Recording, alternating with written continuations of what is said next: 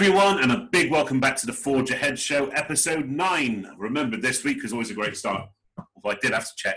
Spirit of honesty, as Jay will find out, I don't actually edit anything once we get going. So I've called speakers by the wrong names. I've done everything before. So keeping this in. Then. No pressure at all, Jay. So you're all good. So, One Take Wonders, Nick and Jay. Big welcome to the Forge Ahead Show, episode 9, and I've got an amazing guest to bring to you today, and I'll introduce him in a second. But first off, a shout out to our sponsors who are Dougie Stone Radio. A great friend of mine, Mark Brimson, hosts 5 or 6 shows, whatever he's doing now. Amazing music shows, right from indie through to pop to 90s, lots of different things. So do check them out. The link is in the bio. And today, you guys know me. I'm Nick Elston. I'm an inspirational speaker on the lived experience of mental health. Also the founder of Forging People and the host of this wonderful show. And the Forge Ahead Show is all about bringing you people that have gone from adversity to excitement, the storytellers in life, the people that have an inspiring message. And this guy I'm bringing to you today is no exception. He's an amazing chap, so no bigging up. And yesterday I did my first kind of networking meets personal development event called the Forge Ahead Club. And he was a guest speaker to launch this, and he launched it so well. The feedback's been amazing. So, without any further ado, let me introduce you to Mr. Jay Unwin.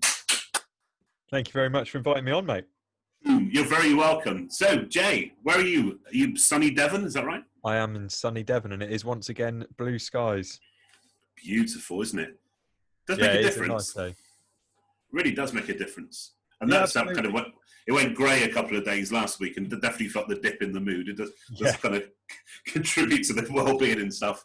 So, Jay, tell us all about yourself. Who are you? What do you do? So, I am a mental and physical fitness coach, speaker, and author. I've been in the fitness industry for about 8 or 9 years. Started out as a personal trainer. Prior to that, I was a science teacher, but unfortunately didn't last long in that career. I burned out in under 2 years. And so I decided that I wanted to go into a career which would help keep me healthy rather than make me unwell. And so I retrained in terms of the health and fitness stuff. And the thing which really got my interest as I went through it, after I'd got the basics down in terms of, the fitness side of things, the nutrition side of things, rather than going into any more depth there, what really caught my eye was the behavior change stuff, the stuff which actually allowed people to do the things that I was advising. Because it doesn't really matter how good a program is on paper if the person can't do it.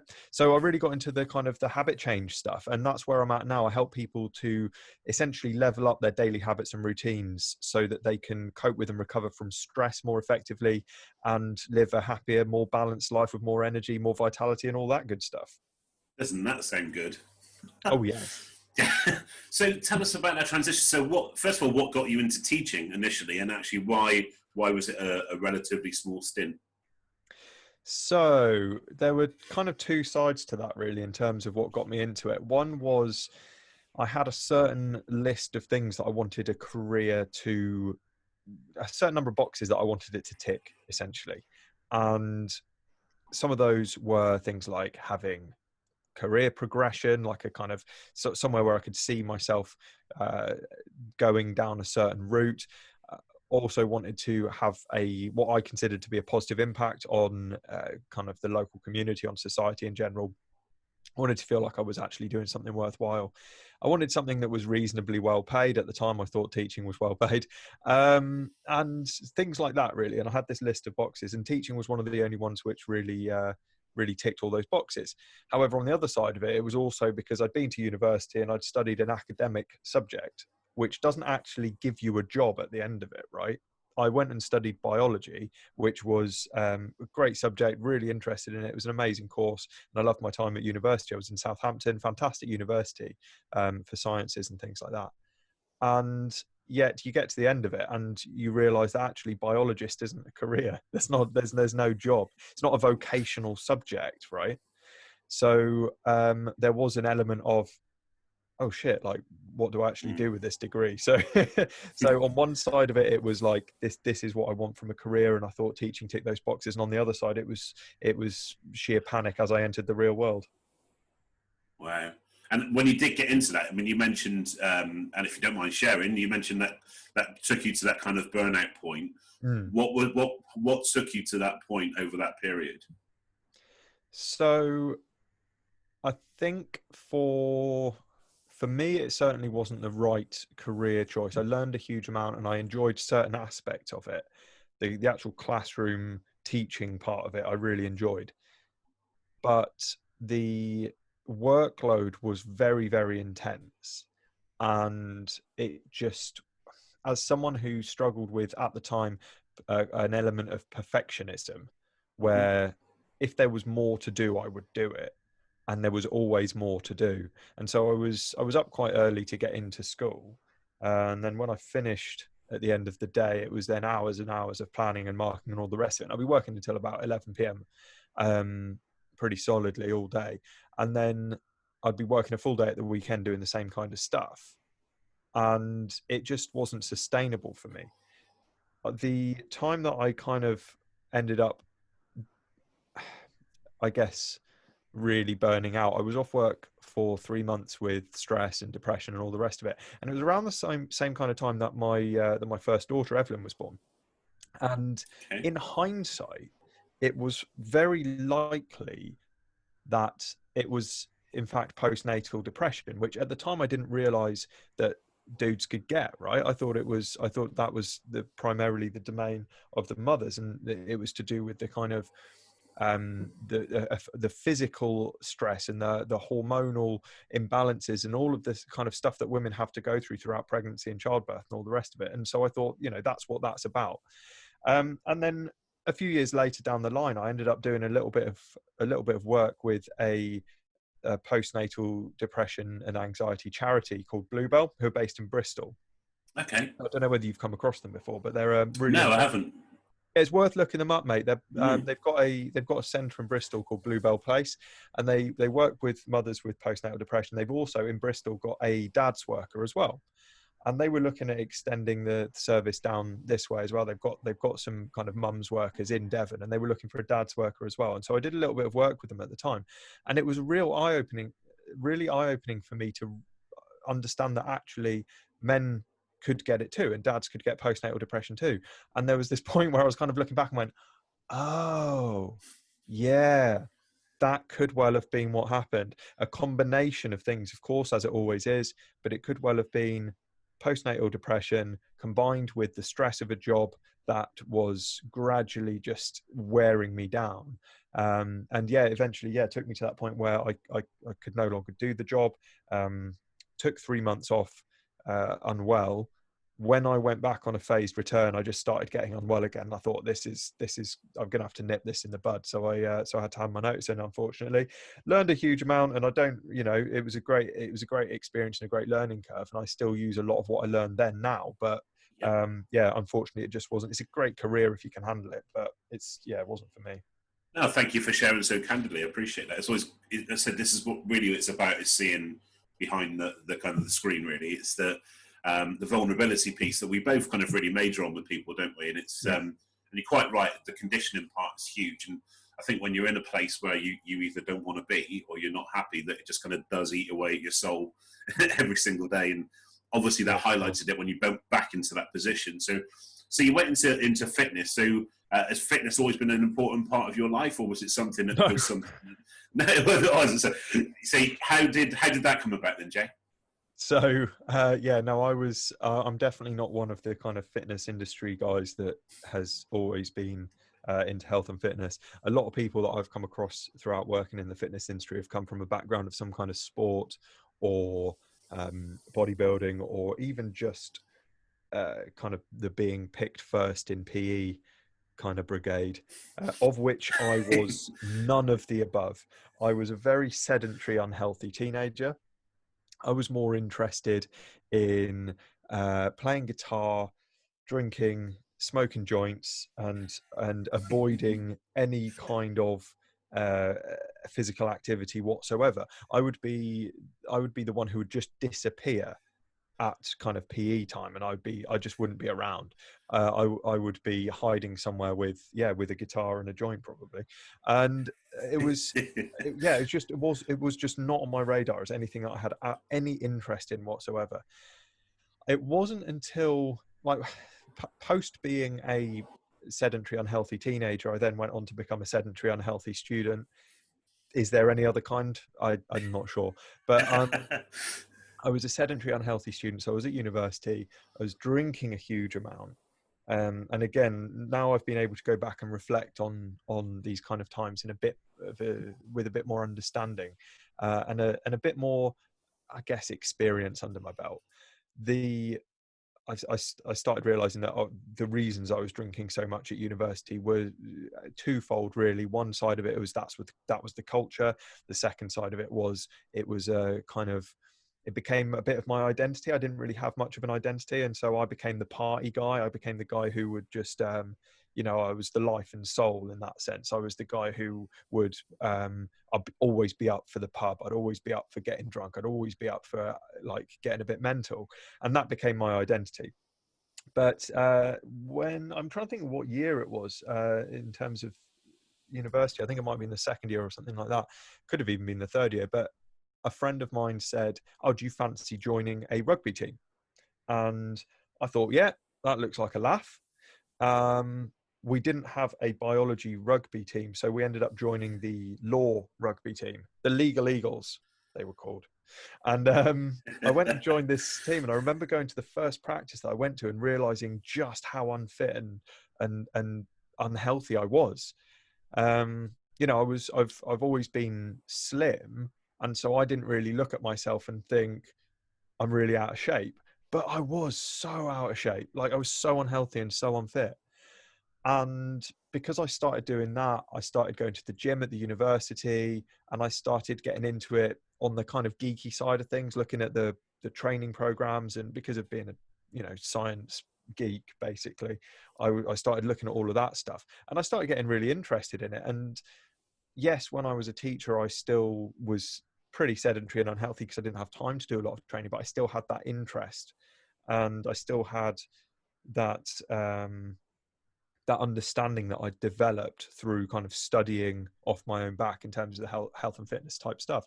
And so when I came out of teaching, or when I was just in the process of kind of handing my notice in, and I thought, right, I've still got this list of boxes which need ticking from my career, but I've added a few. One is it needs to keep me healthy rather than making me unwell. Another is that I want to be self-employed. I want to work for myself rather than working for someone else, and be in control of the hours that I work, and so on and so forth.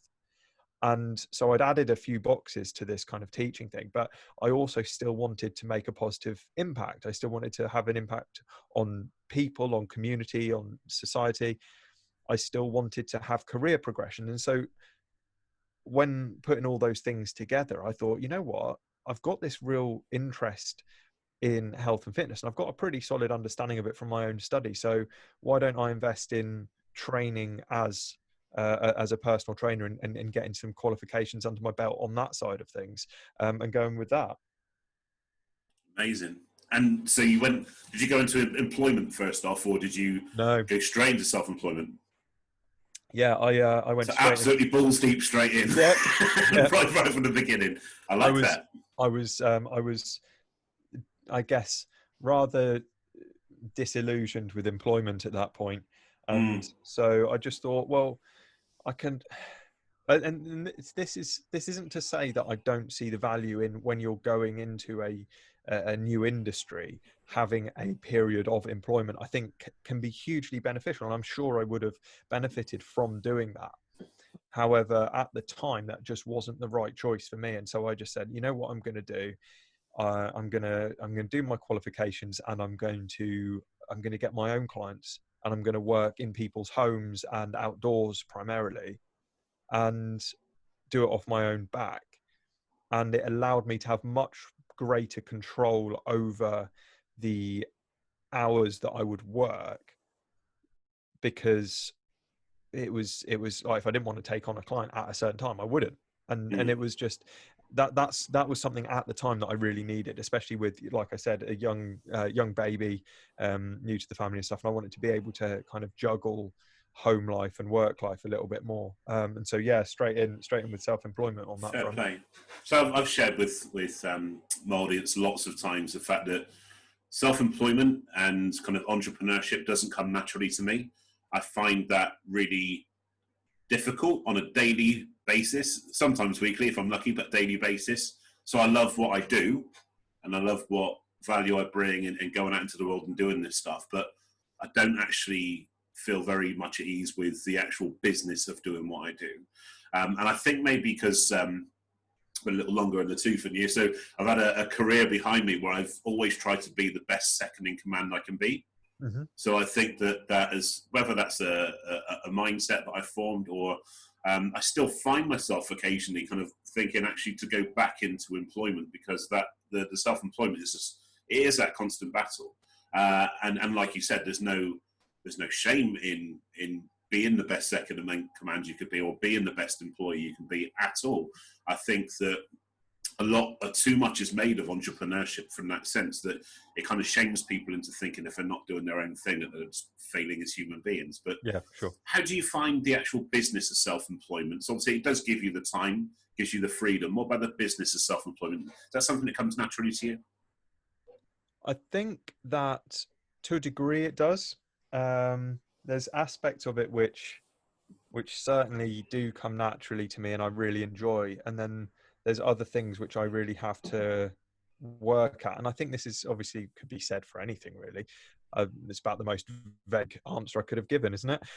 So the stuff which I really am interested in, because it relates to behavior and it relates to habits and it relates to psychology. I am interested in marketing, and I am interested in sales, and I am interested in what actually takes people to the point where they are ready to embark on a program of some kind, or hire a coach, or attend an event, or whatever. So I think there's a lot of parallels between that and between coaching in itself. And so I find that side of psychology just as interesting. And because of being, I guess, a science teacher could be referred to as a professional geek, as well as other other careers which could be considered the same. I am a geek, and I do like tech, and I do like learning stuff, and I do like kind of getting into things like building websites and bits and pieces like that. So that stuff comes quite naturally. The stuff which I have to be careful of is again, falling into the perfectionism trap. In much the same way as in teaching there was always more to do, the same can be said for when you're running your own business. There's always more that you could do. You could always do a little bit more marketing. You could always make a little bit more content. You could always do a little bit more for your clients. And the danger there is that it becomes all consuming. And I remember, I'm trying to think of who it was that I'd seen this, that I saw this quote from. I've got a feeling it was Brad. I've got a feeling this is one of Brad's one, but I don't want to, say that it was the wrong person. But I think it was Brad. So Brad Burton, for those of you listening who don't know who we're referring to, but I believe it was something along the lines of, the great thing about self-employment is that for the first 5 years, you can choose which 18 hours a day you work. Yeah, that's a Bradism. Yeah, I thought it was. And that is, it's funny because for most people it is true, and for self-employment in general it is true, and people end up doing all of these huge amounts of things that maybe they weren't doing when they were employed, even in the same role, right? Because you've suddenly got to be the bookkeeper and the marketing guy and the sales guy and all of these things at once, as well as being the technician who actually does the work that you were doing before. You know, say you're a plumber and you're working for a company and you decide to go out on your own, you're no longer a plumber. You've got to do all that other stuff, right? Which is like the things that you were saying didn't come naturally to you. And so there's always more and more and more to do. And so because I am liable to burnout, and that's something which I've had to come to accept, I have quite a low tolerance for I guess for chronic stress, for long periods of stress. I can deal with stuff in short bursts, and as long as I'm allowing myself enough recovery, or I can deal with a constant, very low level of stuff to do. Yeah. But I cannot maintain the level of activity that a lot of self-employed or entrepreneurs do. Yeah. And there's almost this badge of honor with being incredibly busy and the hustle and the Hustling, grind and this. grinding, Yeah, I yeah. know. And it's just like, I bought it, like, it ruins me, mate. It absolutely kills me, because I I I am so I get caught up in it, and I'm Yeah. like, yeah, I can do that. I've got there's elements of, and again, I'm not big on kind of I think labels can be useful, definitely, in terms of diagnoses of things and dealing with things, but I'm not massively keen on them, because I can kind of get a bit attached to them. But there's elements of me that are that have ADHD kind of tendencies and things like that. I've been told on numerous occasions that that's something, that's the way my brain works, and so I get very obsessive about things, and I get very, when I do something, I do it. And the problem is, then a few days later, I just crash and burn. And this is something I've actually had to deal with the past few days. I mean, like, I mentioned it to you yesterday. In fact, after the meeting, I was like, I'm going back to bed, Yeah. because Yeah. I was absolutely fried. And so there's parts of the entrepreneurial journey which are very natural to me, and then there are other parts which just really aren't, and I have to just kind of check myself and make sure that I'm not getting suckered into this hustle and grind mentality, because all that will happen, as it has happened numerous times over the 8 years that I've been in business, and prior to that when I was doing other things, I will crash, I will burn, and that could be days, it could be weeks, or in a couple of occasions over my lifetime, it's been months before I've recovered. Yeah. And amazing, powerful kind of line you mentioned there was liable to burnout, and that's really interesting. And given my experiences with obsessive compulsive disorder, I definitely fall into that tendency of running and running and running, then crash, that kind of mentality, and then do it all over again. And I'm kind of, even just today, in the spirit of honesty, I'm coming out of a crash, really. But I think last night I just really shut down, like an Yeah. enforced shutdown. Liable to burnout, that really stood out for me, what you just said. And I think that maybe when you've had experiences of that before, and like I said, I've had a similar experience as well, that you do become more self-aware and you do make those kind of decisions faster to cut those things off. So, for example, a couple of weeks ago now, I decided to leave Facebook and Twitter and Instagram, because Yeah. I just felt it was all overwhelming. It was too much, too many noises, too many pings, constant activity. And I think that when we get good, it's kind of like a byproduct of success, really. You raise your profile and your visibility that much that you're just never on your own. It's always that kind of noise coming in. Yeah. So for me, making that call has made me feel a lot better, but it doesn't change my liability to burnout, because, like I said, it just replaces with something else. So thank you for mentioning that. I think it's what I love about these conversations with genuine, like, authentic people, is that you get those kind of gems that it's worth bearing in mind that our history isn't deemed to repeat itself, but actually that it's worth bearing in mind that our experiences do change the way we react and behave to things now. Yeah, absolutely. And we, like, every single person has got an entire back catalogue of experiences which are going to be very different from ours, and we can get caught up. I mean, I don't know whether there's something about the romanticized way that entrepreneurial stuff is viewed, and how this kind of this desire for being overly busy. It's not just the entrepreneurs either, is it? It's this idea that being busy is a good thing, Yeah, and we've been sold. I don't know whether this could be part of the whole industrial revolution, social kind of experiment, if you like, where you want people to feel like being busy and working hard is a good thing, right? Now, don't get me wrong. I'm not afraid of hard work, and I'm not afraid of putting effort in. And I don't think that putting effort in is a bad thing at all. I think it's a good thing. But the idea of being busy, and the idea of having to work all the time, or for long periods of time, you know, even just a standard 40-hour work week, right? 8 hours a day, 5 days a week. This whole kind of, it's a whole construct that has told us that being busy is a good thing. And you hear it often with business owners, where you'll ask them, how's business? Or how are things? Yeah, good, busy. I get why that's a good thing, because if you've got lots of work, then it probably means your cash flow in your business is good and da da da da da. Not necessarily though, because there's plenty of people who are busy whose cash flow is rubbish, and there's plenty of people who aren't busy in a traditional sense, but Yeah, their business is doing a lot of business. And absolutely. and so I think that we need to try and wean ourselves off busyness as a means for, I guess, judging our self-worth, perhaps, I get and that.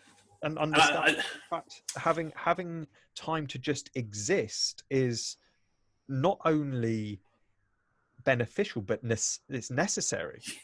but I think this comes back to something that I kind of repeat quite often. It's that we're fighting a cultural and generational challenge here, because we've both been brought up to think that you got to work hard, you get a job, a proper job. In Yep. fact, the actual proper job thing, apart from being a Southwestism, as we all know, it's actually Proper job. get a proper job. So that kind of thing, get a proper job. We've been brought up on that conditioning, really. If you look at kind of the biggest industries I work in with the speaking stuff, it's law, that very much an environment of they who leave first loses. It's that kind of environment, and I think we need to start to break down that conditioning before we can go anywhere near the solution, really. Because it's tough. Like you said, we're always encouraged to do more, or like you said, that hustle and grind and that kind of stuff. And it's a fascinating one, because everybody, the one thing that we're kind of seeing at the minute is people are removing the mask. I was on a US kind of internet radio show yesterday to an amazing lady in Vegas, and she was saying, she works in financial services, and she was saying that actually that the anxiety that people are talking about has always been there. It's just now they're starting to show a little bit of vulnerability, and that's why we can then approach it. And I think the problem is that our generational and cultural conditioning has kept that mask in place for quite a long time. So we're constantly stepping out of our comfort zone to be able to talk about this stuff. I mean, you're a speaker as well, in your own right, professional speaker. So you'll get this. You'll go in to deliver talks to organisations, and it'll be the ones with the arms folded that just they know you're going to talk about something that's sensitive to them, so they put up that barrier straight away. So on that, Fred, so you're an author. Tell us about that. This is we're talking about going all in and getting caught up in the hustle and the grind. I wrote a book a couple of years ago when I was focused on working with families and parents, and again it was about habit change at this point, and it was the book's called Family Fit, and the whole kind of premise of what I was doing at the time was about building health and fitness and exercise and nutrition and stuff into a lifestyle that you just have on a daily basis, so that your kids grow up not thinking that exercise is something that you do or something that's a chore, but it's just you have an active lifestyle and you just eat healthy food in general, and it can just be part of what you do and it's enjoyable, right? And that was the whole kind of premise of what I was doing at the time. And the book Family Fit I wrote in, I believe, 18 days. Because it was just, I mean, this is what proper grinding there. Yeah, but it was like, I was like, right, I'm gonna write a book. And so I did, and I was writing every spare minute I had. Well, I mean, it's like a 200-page book, like it's it's not like a pamphlet. It's not like 600 pages or anything, but it's there's a significant amount of words in it. And it was just one of those periods where I just went, right, blinkers on, and I just did it. And that's the thing I've just got to be a bit careful of. At the moment, I'm currently writing my second book, and it's not as focused in terms of a particular person that it's aimed at, like the previous one was for parents. This one is a bit more open, but it is a bit more in depth in terms of the actual mechanisms and strategies that I use for habit change with my clients and stuff like that. So essentially it's a means for people to get started on what I do by themselves, but I'm making sure that I'm taking more time over it, not because I think that necessarily the end product's going to be any better or worse, but because I know that I need to look after my energy, and I need to make sure that, you know, my battery gets charged up every night, and I'm not stealing too much of that charge from the next day, and I'm not kind of edging myself closer and closer and closer to, you know, I've finished my book, but I'm going to be ill for 6 months, you know. Yeah, So I love that. I'm Great doing it in a analogy as well. completely, yeah, I'm doing it in a completely different, in a different way, but that's more for my benefit than anything else. But yeah, so that should be done within maybe the next couple of months. I'm aiming to get that book out by kind of the end of the summer. Amazing. As I said, you're a speaker and you're a coach, and you run an amazing kind of package session. Is it a boot camp, like a 5 day Yeah, so session? I do. Tell Yeah, us about that. so the best way I found to give people a taster of what I do and what my kind of philosophy around habit change and fitness is, because it is different to what most stuff in the fitness industry is about. I'll be honest, like most stuff in the fitness industry is very much diets and workout programs and drop the carbs and this and that and the other, and it doesn't matter what it is, it's always something extreme, right? And so I'm coming at it from a very different angle, and it's all about the kind of the tiny little changes, and to really give people an understanding of that and what the kind of strategies I use with my clients and the philosophies around what I do. A 5 day program, a 5 day challenge, as I call it, is the most effective way of doing that. So yeah, every now and then I'll run a little 5 day course where we'll go through the 4 pillars, as I call them, of sustainable habit change. And so over the course of the 5 days, people have these kind of written tasks, which will take them through the process of setting up the habits which will stick, rather than just being another time where you start something and don't continue it. And just to like a little insight on that, the 4 pillars are reflect, so knowing where you're at and where you want to go to, having goals. Essentially, people are reasonably good at that.